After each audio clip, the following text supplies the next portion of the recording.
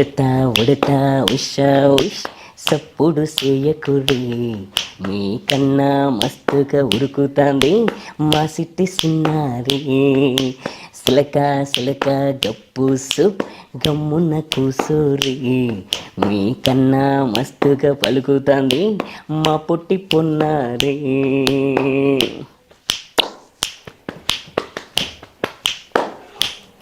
నూరకవే మా తల్లి నువ్వు పలకవే నా తల్లి అలసి సొలసి సొలసి పోతే నవ్వులోన నింగినున్న జాబిల్లి ఉయ్యాలో ఉయ్యాల నా ఊపిరి నీకు ఉయ్యాల ఓ మల్లా మల్లా గీసేతుల నిన్ను ఉయ్యాల ఉయ్యాల ఉయ్యాల నా ఊపిరి నీకు ఉయ్యాల ఓ మల్లా మల్లా గీసేతుల నిన్ను ఉయ్యాల.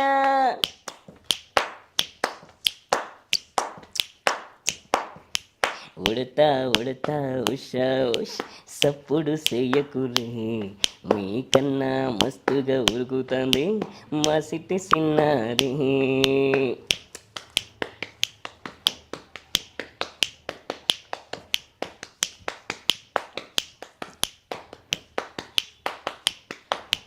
అమ్మనైతా లాల పోస్తా అయ్యనైతా జోలబాడతా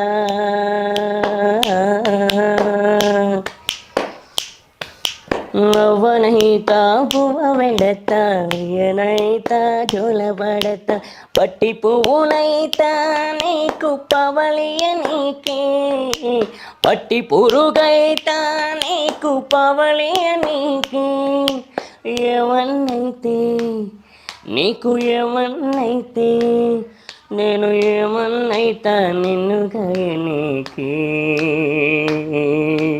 ఉయ్యాలో ఉయ్యాల నా ఊపిరి నీకు ఉయ్యాల అవు మల్లా గీసేతుల నిన్ను ఉయ్యాల ఉయ్యాలో ఉయ్యాల నా ఊపిరి నీకు ఉయ్యాల అవు మల్లా గీసేతుల నిన్ను ఉయ్యాల.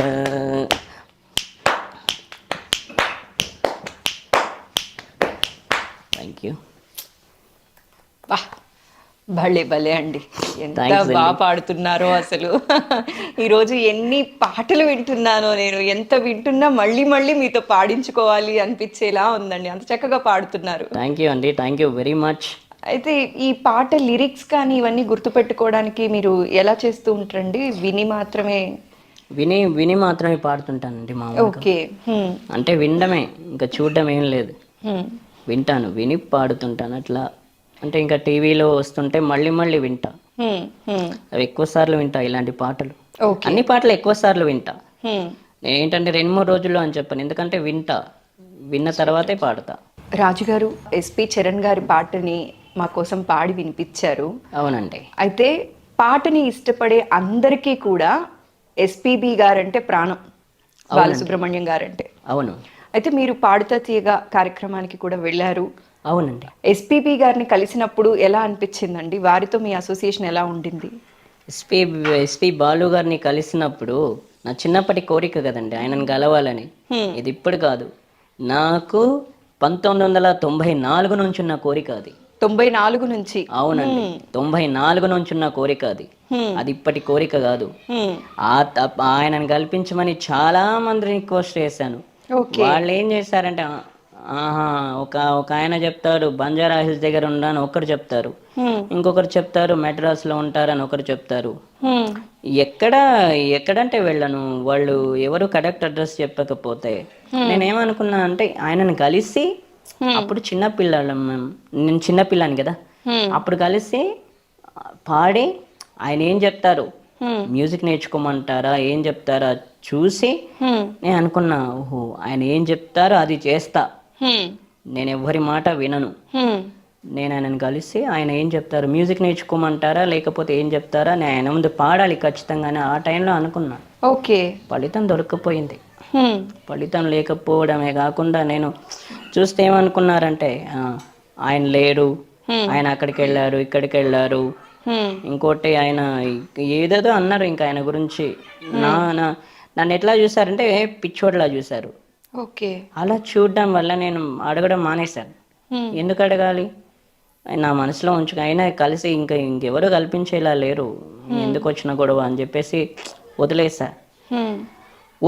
కానీ నేను వదిలేసానని నా మనసులో ఉంది కానీ బయటకు చెప్పలేకపోయాను. కానీ లోపల ఆశ మాత్రం లోపల అలాగే ఉండిపోయింది, అది బయటకు చెప్పలేకపోయాను. ఏం చెప్తాం, బయటకు చెప్తే ఎవరో ఏదో రకంగా మాట్లాడేస్తున్నారు. ఆయనను కలవాలంటే అది ఇది అక్కడ ఉంటారు ఇక్కడ, సరే మేము వస్తాం, మేము కల్పిస్తాం, సరే ఏమైనా సరే ఎంత టైం అయినా సరే చేస్తాం, మేము నీకోసం స్పెండ్ చేస్తాం, కల్పిస్తాం అనేవాళ్ళు లేరు.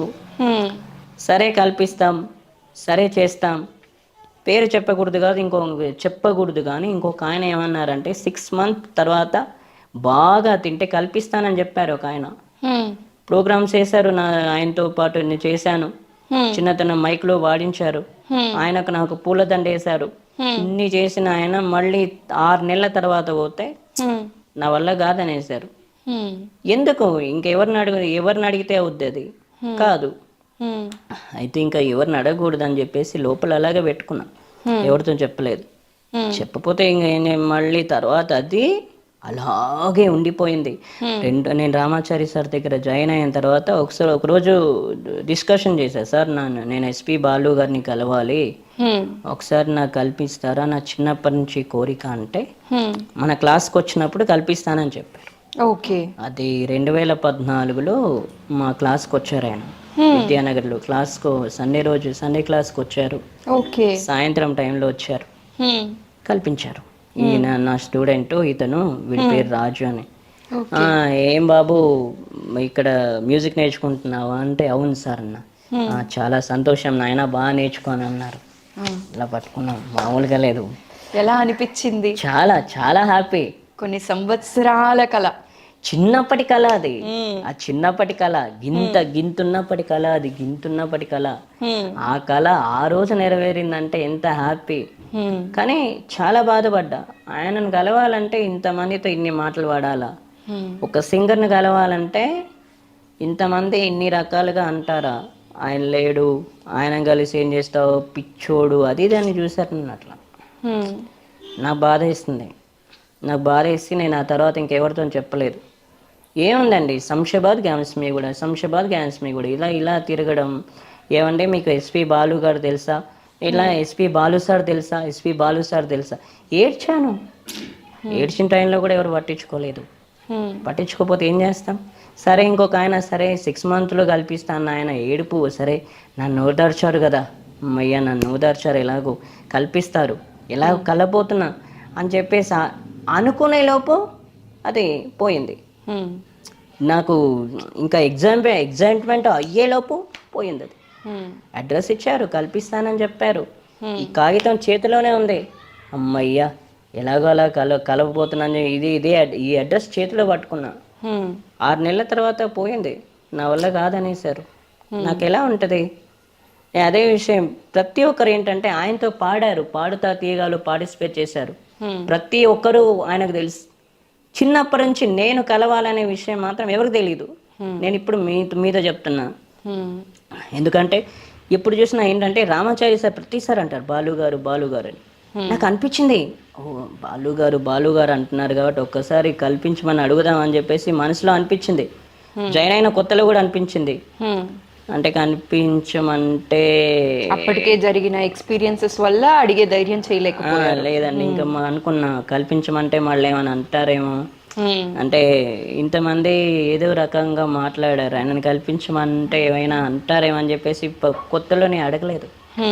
ఆ తర్వాత ఇది కొంచెం ధైర్యం చేసి అడిగాను, సార్ నేను కలవాలి ఎస్పి బాలు గారిని అంటే కల్పిస్తానని చెప్పారు. అయ్యా కల్పిస్తానని చెప్పారు, నా ఇన్ని సంవత్సరాల కోరిక తీరింది అనుకున్నా. అంతే, కలిసిన తర్వాత హ్యాపీ. ఇంకా దానికి ఇంకేముంది, ఎగ్జైట్మెంట్, అది తప్ప ఇంకా వేరే ఇంకేం లేదు. నా ప్రపంచం నాది ఆయన కలిసిన తర్వాత. అమ్మయ్యా నేను చెప్పా, thank you very much sir నా కోరిక తీర్చినందుకు. నేను ఇప్పటికి కూడా ఇదే మీ ఇంటర్వ్యూలో కూడా చెప్తున్నా, ఎప్పుడైతే నా చిన్నప్పుడు ఎవరైతే నన్ను కల్పించమంటే ఇది చేశారో, నేను ప్రతిసారి నేను అందుకే రామాచారి సార్కి థ్యాంక్స్ చెప్తున్నాను ఇప్పటికి కూడా మీ ఇంటర్వ్యూ ద్వారా కూడా నేను thank you very much sir. నాకు ఏ సింగర్ని అయితే కలవాలో ఆయన